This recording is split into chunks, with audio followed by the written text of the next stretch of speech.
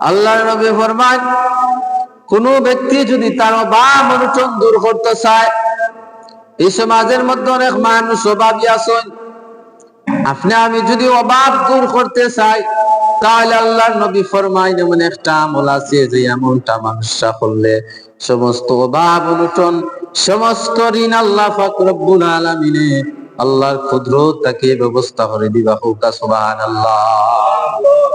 আমলটা কিটা?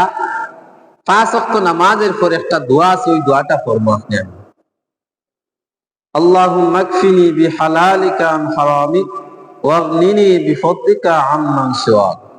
আল্লাহুম্মা কফিনি বিহালালিকা আন হারামিক ওয়াগনিনি বিফদলিকা আম্মান সিওয়াক। এই আয়াতটা 5 ওয়াক্ত নামাজের পরে অন্তত পক্ষে 3 বার পড়বে। আধা মিনিট সময় লাগে না। একটা আমল করার চেষ্টা করবা।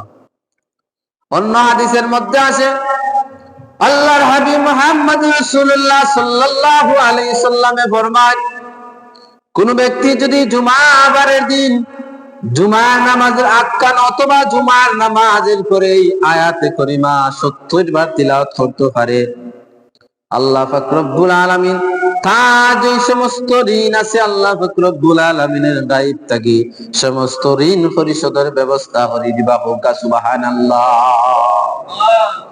আমরা তো ঋণে পড়ে গেলে পেরেশান হয়ে যাই, অভাব অনটনে পড়ে গেলে পেরেশান হয়ে যায়। আমরা পেরেশানি না ইয়া যে ছোট্ট আমলগুলা আছে, আমলগুলা যদি আজকে আমি রীতিমতো করতাম পারি, দেখবো আল্লাহ পাক রব্বুল আলামিনে এমন ভাবে রিজিকের ব্যবস্থা করে দিবা আপনার কল্পনার বাহিরে। এলেও ঘটনা আছে, আমরা অনেক সময় একবারে খালি হয়ে যাই। আখটা দেখবা হুট করে একজন মানুষে বিকাশ টাকা পাঠাইছে, বা এই বিভিন্ন ধরনের উসিল্লা আল্লাহ পাক রব্বুল আলামিন ব্যবস্থা করে দিন। আলহামদুলিল্লাহ, আল্লাহ মানুষে আখটাই না।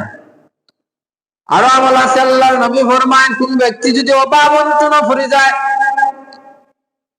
আল্লাহর নবী ফরমান সালাতুল হাজত 2 রাকাত নামাজ যদি পড়িয়া আল্লাহ তাআলার কাছে হাত তুলিয়া দোয়া করে, আল্লাহ তুমি আমার মালিক, তুমি আমার রিজিক দাতা, আল্লাহ আমি তো আটকে গেছি, অভাবে পড়ে গেছি, মাওলার কাছে যদি আপনি আমি সাহায্য চাইতাম পারি, 2 রাকাত সালাতুল হাজত নামাজ আদায় করিয়া আল্লাহ পাক রব্বুল আলামিনে তার হাজতে পূরণ করে দিন। হোক সুবহানাল্লাহ।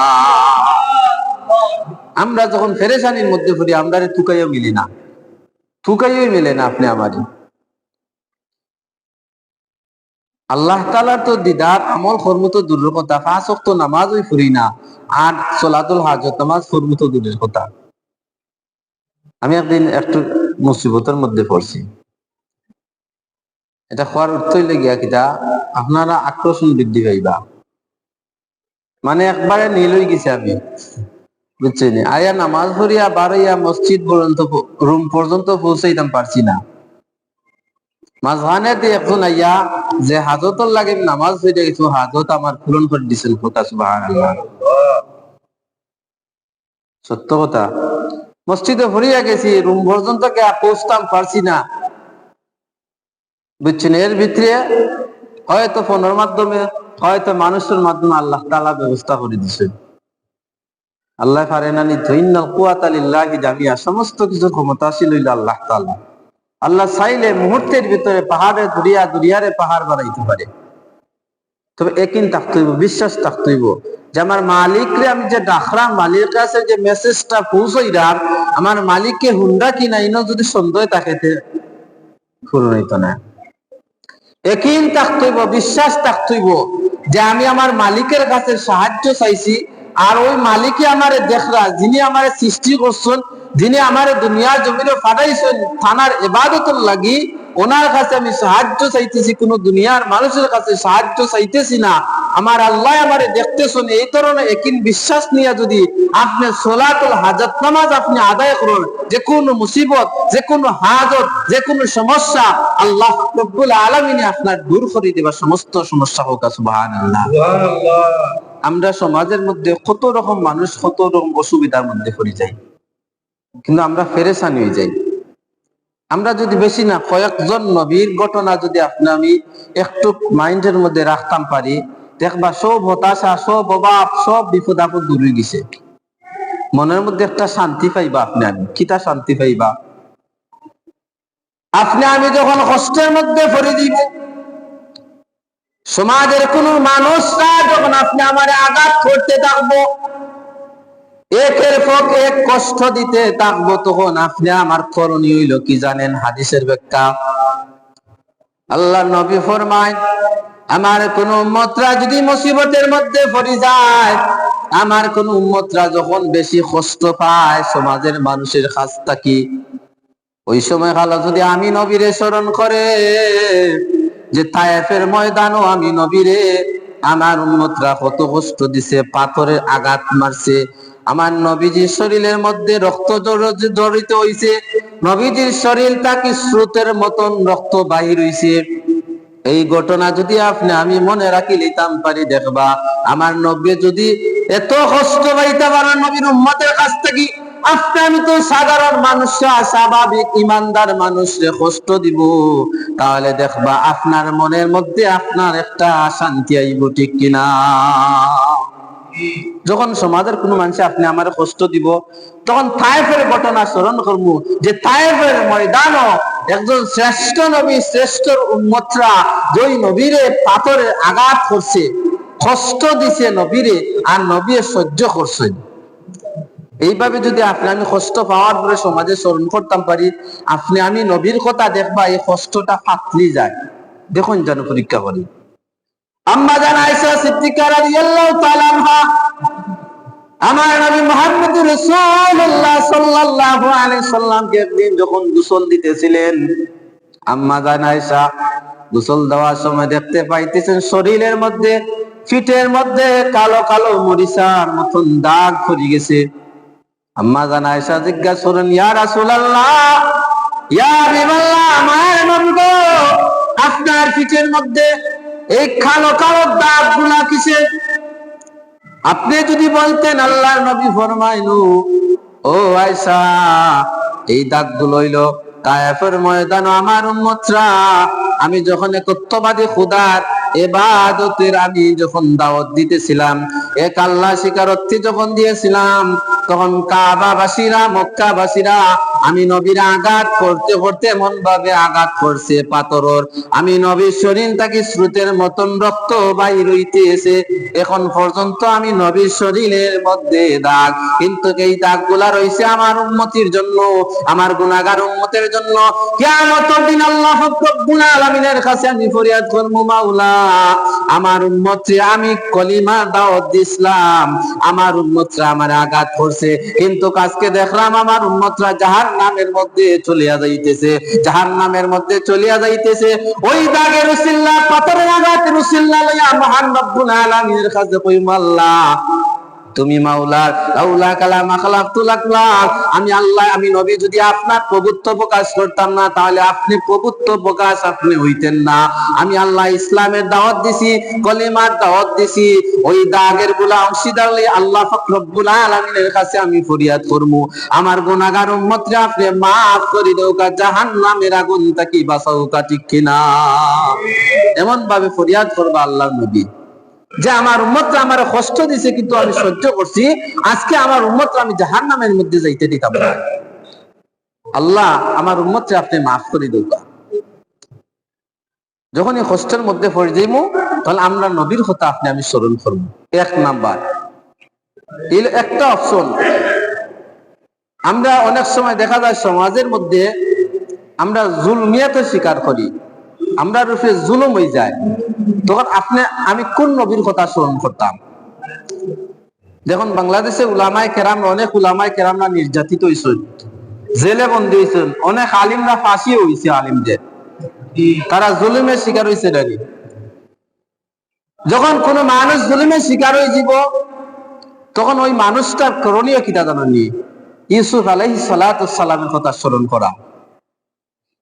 ইউসুফ আলাইহিস সালাতু ওয়াস সালামকে যখন জুলেখার দাসী হিসাবে আইসলা, ইউসুফ আলাইহিস সালাতু ওয়াস সালাম রে জুলেখা কিতা করছিল? জুলুম করছিল ইউসুফ নবীর উপরে, জুলেখার কথার উপরে। ইউসুফ নবী কথা মতো না চলার কারণে, ওনার খাইশ পূরণ না করার কারণে ইউসুফ নবীরে একাকি 10 বছর জেল খাটাইছে। জুলুম করছে ইউসুফ নবীর ফিরে জুলেখায়।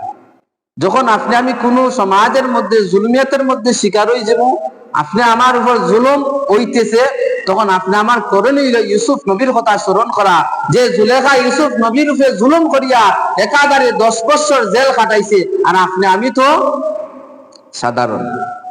যখন জুলমিতে শিকার হয়ে যাব আপনি আমি, তখন ইউসুফ নবীর কথা আপনি আমি স্মরণ করব। 3 নম্বর অপশন, অনেক মানুষ আমরা সমাজের মধ্যে পেরেশানির মধ্যে পড়ি নাই, অনেক কিছু নিয়ে আপনি আমি পেরেশানির মধ্যে পড়বো, তখন আপনার মনটার সান্ত্বনা দিবা কিটা? আদম আর হাওয়া আলাইহিস সালামের কথা শুনবো নিয়া। তারা জান্নাতের মধ্যে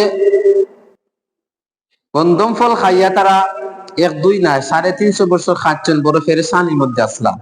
আবার দুনিয়া পাওয়ার পরেও পেরেশানির মধ্যে আসলাম। আদম আলাইহিস সালাম এক জায়গার মধ্যে, হাওয়া আলাইহিস সালাম এক জায়গার মধ্যে, একটা পেরেশানির মধ্যে পড়ে গেছিল তারা। একদিকে হাওয়া আলাইহিস সালাতু ওয়াস সালাম রে ফালাইয়া শিশু বাচ্চা তৈয়া তাই রানা দিলেছেন তাদের মরুভূমির মধ্যে তুইয়া। তখন জিগাইলা হাওয়া আলাইহিস সালাম, আপনি আমারে তুইয়া শিশুর বাচ্চারে তুই আপনি কোথায় যাইতেছেন? আপনি আমারে খইয়া দাও কা? বলে আমার আল্লাহ তাআলা আমারে ডাক দিয়েছেন ওই দিকে যাওয়ার জন্য, আমি একত্ববাদী খুদার কলিমা প্রচার করার জন্য। আমার আর বসার সময় নাই। এটা একটা দুনিয়াবি পরীক্ষা আদম আলাইহিস সালাম আর হাওয়া আলাইহিস সালামের উপরে আছে। এর কারণে আপনি আমি যখন পেরেশানির মধ্যে পড়ে দিব, আদম আর হাওয়ার কথা স্মরণ করিয়া মনের মধ্যে সান্ত্বনা দেওয়ার চেষ্টা করব। 4 নম্বর অপশন, আপনি আমি যখন মুসিবতের মধ্যে পড়ে যাইব, বেমারের মধ্যে আক্রান্ত করে যাব, আপনি আমি রোগে ভুক্তভোগী হয়ে যাব, তখন আপনি আমার করণীয় হইল আইয়ুব আলাইহিস সালাতু ওয়াস সালামের কথা স্মরণ করা। আইয়ুব নবীরে পাও থেকে মাথা পর্যন্ত সমস্ত শরীরের মধ্যে পোকায় ধরছিল। অনেক দিন, দীর্ঘদিন যাবত আইয়ুব আলাইহিস সালাতু ওয়াস সালাম অসুস্থ ছিলেন। আর এই অসুস্থ অবস্থায় আইয়ুব আলাইহিস সালাতু ওয়াস সালাম দোয়া করছেন, রব্বি আন্নী মাসানিয়া দুররু ওয়া আনতার আরহামুর রাহিমিন। আপনি আমি যখন অসুস্থ হইছি, তখন আইয়ুব নবী যে দোয়াটা পড়ছিল, দোয়াটা পড়ার চেষ্টা করুন, রব্বি আন্নী মাসানিয়া দুররু ওয়া আনতার আরহামুর রাহিমিন। হে আমার রব, আমি তোমার কাছে সাহায্য চাইতেছি। রব্বি আন্নী মাসানিয়া দুররু ওয়া আনতা আরহামুর রাহিমিন। সমাজের অনেক মানুষ অসুস্থ হইন, আপনি আমি, তখন আপনি আমার করণীয় আইয়ুব নবী যে দোয়াটা পাঠ করছিল, ওই দোয়াটা আপনি আমি পাঠ করতাম, তাহলে আল্লাহ পাক রব্বুল আলামিন আপনি আমারে শিফা দান করবেন। 5 নম্বর অপশন হইল, আপনি আমি যখন মুসিবতের মধ্যে পড়ে যাইব, তখন ইউনুস আলাইহিস সালাতু ওয়াস সালামের কথা স্মরণ করা।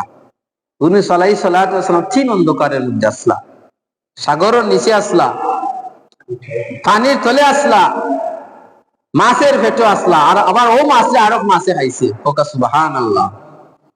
ইউনুস আলাইহিস সালাতু ওয়াস সালাম একটা মাছের পেটের ভিতরে আসলা। শেষ পর্যায়ে ইউনুস নবীও যে আপনি আমি খতমে ইউনুস পড়ি, লা ইলাহা ইল্লা আনতা সুবহানাকা ইন্নী কুনতু মিনাজ জালিমিন।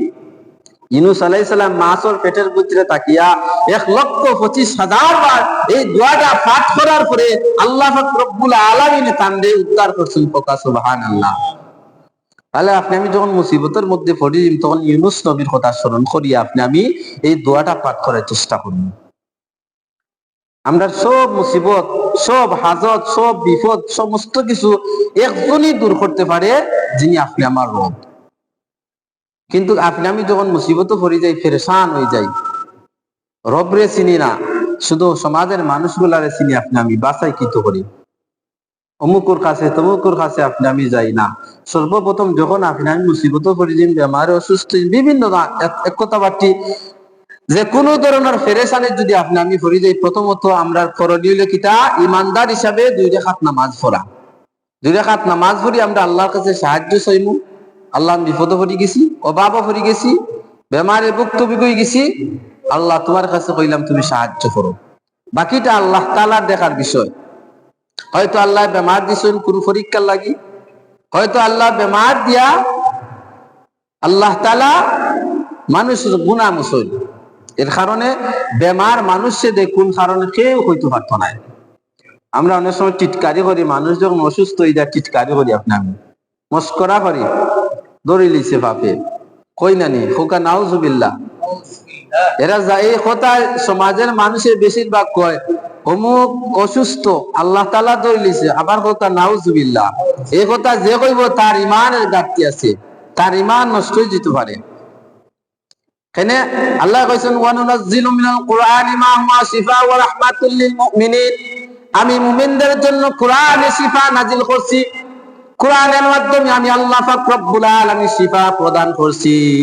আমি আল্লাহ পাক রব্বুল আলামিনে মানুষের বেমার দিয়া কোন সময় পরীক্ষা করব, আর কোন সময় বেমার দিয়া মানুষের গুনারে মুছিয়া নিব। সুবহানাল্লাহ। এর কারণে মানুষ অসুস্থ হইলে তারে পাওয়া যাইতো না পাপে ধরছে, আল্লাহ তাআলা বালা জানে। কিন্তু সমাজের মানুষরা আমরা এমন ভাবে আমরা একটা সমাজ মাইন্ডের মধ্যে ঢুকাইছি, মানুষ অসুস্থ হইলে কইলে পাপে ধরে লিছি, গজবে ধরে লিছি, কথা হওয়া যাইতো না। তাহলে একথা যদি কই আপনি আমি তাই আইয়ুব নবীরে ফুকে ধরছি, এই নরুফের তো একটা মিথ্যা অপবাদ হয়ে যায়। আইয়ুব নবীরে ধরছে না ফুকে, ধরতে ধরতে জবান পর্যন্ত আইছে, তখন ভাই আল্লাহ আমার জবান পর্যন্ত আইছে, সমস্ত শরীরে ফুকে ধরছে, আমি তো বেজার না খুশি। আমার জবানও যদি ধরিলাতে মাওলার আমি ডাকবো কিভাবে? একথা খোয়া মাত্র আল্লাহ তাআলা কবুল করে লিছেন, কইরা সমস্ত বেমারে আল্লাহ তাআলা শিফা দিচ্ছেন। সুবহানাল্লাহ। আমি শুনছি, জানি না খেয়ে কিলা নিবা, মোহাম্মদ ফির সাহেব শুনছি কি ওনারা বলছে ফাওয়ার মধ্যে খিরা টিরায় ধরছিল বলে। এখন মানুষের খিরায় যদি ফাওয়া ধরে কত সময় অটল থাকতে হবে বলছেন, কখন লাগে কইবা আমার ডাক্তারও লিয়ে যাও, ডাক্তার দেখাও। শুনছি ডাক্তারও নাই লোক, কোনো কিছুর লোক নাই, জানি না, আল্লাহু আলাম, আল্লাহ তাআলা ভালো জানে। আমরা তো একদারা বেমার হইলে আমরা ডাক্তারের কাছে দৌড়ি, কিন্তু বিচারার পাওয়ার মধ্যে কিরায় ধরছে। আমি মিলাইলাম ওকে আইয়ুব নবীর মতন, যে সেম একজন মানুষের পাওয়ার যদি রোগে ধরতে পারে, আক্রান্ত হইতে পারে, ফুকে ধরতে পারে, এই মানুষটা করণীয় হসপিটাল ভর্তি হওয়া, ডাক্তারের চিকিৎসা নেওয়া, পেরেশানি হওয়া, যে বিচারা তো কোনো পেরেশানি আসেন না। এর কারণে মানুষ যখন অসুস্থ হয়ে যাব, আপনি আমি সমাজের মধ্যে আমরা এই ধরনের অপবাদ দিতাম না। আল্লাহু আলাম, আল্লাহ তাআলা ভালো জানেন। আমি তো অসুস্থ হইতাম পারি, আমার তো রোগ আছে, কোনো সমাজের কোনো মানুষ নাই রোগ ছাড়া, প্রত্যেকেরই রোগ আছে। হয়তো পেটের বেদনা, মাথার দোরা, মাথার বিষ, পেটের বিষ, বিভিন্ন ইত্যাদি মানুষের রোগে আক্রান্ত স্বাভাবিক আছে, থাকবই। এতে নিয়ে আপনি আমি সমালোচনা করতাম না। যাই হোক, বলতেছিলাম আমি এই ছোট ছোট আমলগুলো আপনি আমি করতাম, আমল করতাম, ছোট ছোট আমল করতাম। আপনি আমি রাতারাতি যদি ধনী হইতাম চাই, তাড়াতাড়ি যদি আপনি আমি ধনী হইতাম চাই, তাহলে 3টা বদ অভ্যাস আপনি আমি ছাড়তে হইব। আপনি আমার রাতারাতি ধনী হওয়ার না কারণ কি, 3টা কারণ। আপনি আমার রাতারাতি আপনি আমি তাড়াতাড়ি ধনী নেওয়ার কারণ হইলে কি, যতই আপনি আমি উপার্জন করি না কেন, যত বড় ব্যবসায়ী হই না কেন, আমি দেখুন যেন আফসোস করে, আমি একটা গাড়ির মালিক হয়েছে, আর একটা গাড়ির মালিক হওয়ার চেষ্টা করে, কিন্তু আগ্রহীতে না পারার কারণ হইলে কি, 3টা কারণ। 1 নাম্বার হইলে গিয়া মিথ্যা কথা কওয়া। আল্লাহ নবী ফরমায়, এই 3টা কারণ যদি কোনো ব্যক্তির মধ্যে থাকে, কোনো সময় ধনী হইতে পারতো না, কোনো সময় আগ্রহীতে পারতো না, কোনো সময় তার অভাব অনটন দূর হইতো না। নাওয়া 3টা কারণের মধ্যে একটা কারণ হইলো মিথ্যা কথা কওয়া।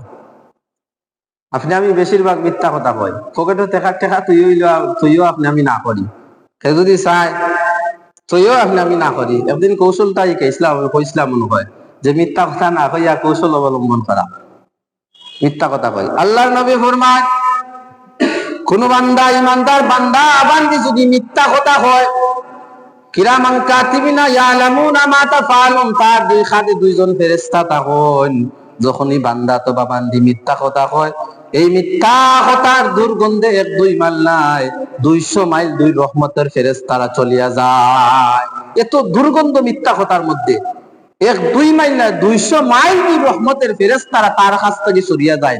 এখন চিন্তা করো, একজন মানুষের কাছ থেকে যদি রহমতের ফেরেশতা সরিয়া যায়, এমত অবস্থায় তার মৌত হয়, তাহলে কি হইব? এত দুর্গন্ধ মিথ্যা কথা। কিন্তু আপনি আমি বেশিরভাগ মিথ্যার মধ্যে লিপ্ত থাকি। শুধু তাই না, আল্লাহ আমার আম্মায় সব মিথ্যা কথা হইতে পারে, যে ফুট মিথ্যা কথা হইল, মিথ্যা কথা হইলে কোরআন শরীফ ছুটি যায়।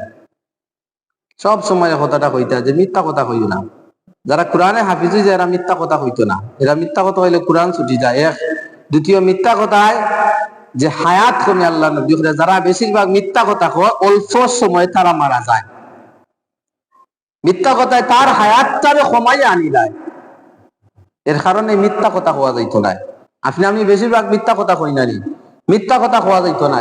যদি মিথ্যার মধ্যে তার জীবন পরিচালিত থাকে তাহলে মনে করো তার রুজি রোজগারের কোনো বরকত পাইতো না, রুজি রোজগারের কোনো বরকত পাইতো না, আয় উন্নতিও কোনো বরকত পাইতো না, বরং তার হায়াতটা কমিয়ে থাকতো। 2 নম্বর আল্লাহ নবী ফইরা যে রিজেকরে নষ্ট করা যাইতো না। আপনি আমি রিজেকরে নষ্ট করি না নি, খানিত বইলে দেখবা বেশিরভাগ সেন্টারে বলে তো স্টাইল যদি খানি প্লেটের মধ্যে আপনার যদি খানা তো ইউটি না, তাহলে এগুলো করে রাখতে। আমরা দ্বিতীয় বেঞ্চ অথবা তৃতীয় যারা আশেপাশে থাকে এরা আমরা মস্করা করি, দেখো খাইছে না জীবনে, দেখো কিলা বুঝতে খা হোকা নাউজুবিল্লাহ। আরো কিছু যদি প্লেটও আপনি আমি তৈয়া নাই তাহলে স্টাইল হয় না, এটা ফ্যাশন হয় না, কিছু তৈয়াওয়া লাগে প্লেটের মধ্যে, হোকা নাউজুবিল্লাহ। আল্লাহ নবী ফরমায় এই ধরনের খাইস্ত যদি কোনো ব্যক্তির মধ্যে থাকে তার অভাব অনটন ছাড়তো না, তার দরিদ্রতা দূর হইতো না, তার গরিবী হালত দূর হইতো না। এখানে খানা খাওয়ার সময় প্লেটে কোনো খানা থাকতে পারতো না, এটা মুছিয়া খাইতে হইব। সমস্ত রোগের ঔষধ আপনি আমি খানা খাওয়ার পরে প্লেটের পানিটা খাইতাম, আসলে আমরা খাই না, আমলটা করি না। আঙ্গুল গুলা মুছিয়া খাইতাম, এটা পুষ্টি আপনি আমার জন্য। কি পুষ্টি জানেন? এটা একটা ঔষধ আপনি আমার জন্য, একটা মেডিসিন। খানা খাওয়ার পরে খানাগুলা মুছত কিভাবে? 2টা অপশন সাইন্স মেডিকেলে কইছে। 1 নাম্বার হইলে যে ফিট আছে, ফিতে খানাটা মজায়। 2 নাম্বার হইলে গিয়া খানা মজানির ঔষধ হইলে গিয়া মেডিসিন হইলে গিয়া আঙ্গুল চুষিয়া খাওয়া। হোক সুবহানাল্লাহ। এটা আল্লাহ নবী হইয়া গেছেন যে আঙ্গুল চুষিয়া খাই, এটার মধ্যে পুষ্টি থাকে। এইগুলা মেডিসিন গুলা পেটে যাওয়ার পরে গিয়া তোমার পেটের খানাটা মজায়। হোক সুবহানাল্লাহ। এরপরে খানা খাওয়ার সময় প্লেটটা সুন্দর করে মুছিয়ে আঙ্গুলটা চুষিয়া খাইব। আঙ্গুল চুষিয়া খাইলে হইব রাক্ষস। কতটা যে আপনি আমি মাতি হাদিসের বাহিরে যেগুলা কথা আপনি আমার অপবাদ হয়ে যায়, যে কথাগুলা ইমানও নষ্ট হয়ে যেতে পারে আপনি আমার। এর কারণে খানা খাইতেইব মুছিয়া সুন্দর করে, প্লেট নিচে থাকলে বাম হাত দিয়ে তুলিয়া খাইবা। এর কারণে উসমান গনির গণ আল্লাহ নবী কইছিল কিয়ামত পর্যন্ত উসমান গনির দন যদি বন্টন করে তারপর উসমানের দন শেষ হইতো না। সুবহানাল্লাহ। নাওয়ার কারণ কিটা? একদিন আইসিয়া ইয়া রাসূলুল্লাহ, আমার তো দন কমে না, এত সম্পদ আল্লাহ তাআলা আমারে দান করছেন, আর এত বন্টন করে আমি তারপর আমার সম্পদ শেষ হয় না। আল্লাহ নবী কইরা উটের উপরে দাঁড়াইয়া তুমি খানা খাইও। খানা খাওয়ার পরে কিছুদিন পরে আইয়া কইছেন ইয়া রাসূলুল্লাহ, আমি তো উটের উপরে বসিয়া উঠিয়া খানা খাইছি, তাহলে পরে তো আমার সম্পদ গুলা হবে না। আল্লাহ নবী জিজ্ঞাসা করলা, মুস্কি আসি দিলা যে কিভাবে তুমি খানা খাইছো, যেহেতু আল্লাহ নবী জানেন সাহাবীদের মধ্যে, সাহাবীদের মধ্যে এই আদবটা আছে খানা খাওয়ার, তাই এর কারণে মুস্কি আসি দিছেন। ইয়া রাসূলুল্লাহ, নিচের মধ্যে একটা দস্তরখানা বিছাইছি, হোটের উপরে দাঁড়াইছি, খানা খাইছি, খানা নিচে পড়ছে, প্রত্যেকটা আল্লাহ তাআলা রিজিক আমি কুটিয়া কুটিয়া খানা খাইছি। আল্লাহ নবী যখন কিয়ামত পর্যন্ত বন্টন করলেও তোমার রিজিক শেষ হইতো না। হোক সুবহানাল্লাহ। এর কারণে আর খানা খাওয়ার সময় আরেকটা জিনিস হাদিসের মধ্যে লক্ষ্য, বুখারী শরীফের মধ্যে আইছে, খানা এমন ভাবে খাইতে না যে খানা আপনার লাগি রিজিকটা সংকেত হইছে। হাদিস শরীফে আইছে অতিরিক্ত খানা খাওয়া ঠিক নাই। যখন আপনার খানা একটা, প্রত্যেকটা মানুষের আল্লাহ তাআলা একটা নির্দিষ্ট করিয়া দিছেন যে রিজিক, অতিরিক্ত খানাটা যখন আপনি আমি খাইলিম তখন রহমতের ফেরেশতারা খুঁজতে খুঁজতে আপনি আমার পৃথিবী খুঁজিয়া দেব যে আপনারা রিজিক কোনো জায়গার মধ্যে নাই, তখন আপনি আমি শ্বাসকষ্টে মারা যাইব। এর কারণে খানাটা অনেক সময় অতিরিক্ত খানাটা আপনি বালা তরকারি যদিও আপনি অতিরিক্ত খানা খাই নানি, এটা খাইতে না, এটা নিষেধ। আপনার যে পরিমাণ প্রয়োজন সুস্থ থাকতে শুধু ওই পরিমাণ খানা খাইতা। যেমন মরহরকে একটা উদাহরণ দিলাম, এতটুকু রিজেক আপনার আছে, উনি একবারে যদি এতটুকু খাইলেন বাদে আপনার রিজেকটা কইতেন আপনি আনবা। এর কারণে প্রত্যেকটা যেটা নির্দিষ্ট আছে রিজেক আর হায়াত। আল্লাহ নবী ফরমান যদি রিজেক বৃদ্ধি করতে চায় তাহলে আমল করো, আর যদি হায়াত বৃদ্ধি করতে চায় আত্মীয় স্বজনের সম্পর্ক রাখো। 3 নাম্বার অপশন, আল্লাহ নবী কইরা নামাজের মধ্যে অবহেলা করা যাইতো না। নামাজের মধ্যে অবহেলা করা যাইতো না। আপনি আমি নামাজের মধ্যে গাফলাতি করি, এই আমলটা যদি, এই বদখাইস্ত যদি আপনি আমার মধ্যে থাকে তাহলে আপনি আমি ফরমু কোন খাতারও দিয়া অভাব অনটনের মধ্যে ফরমু।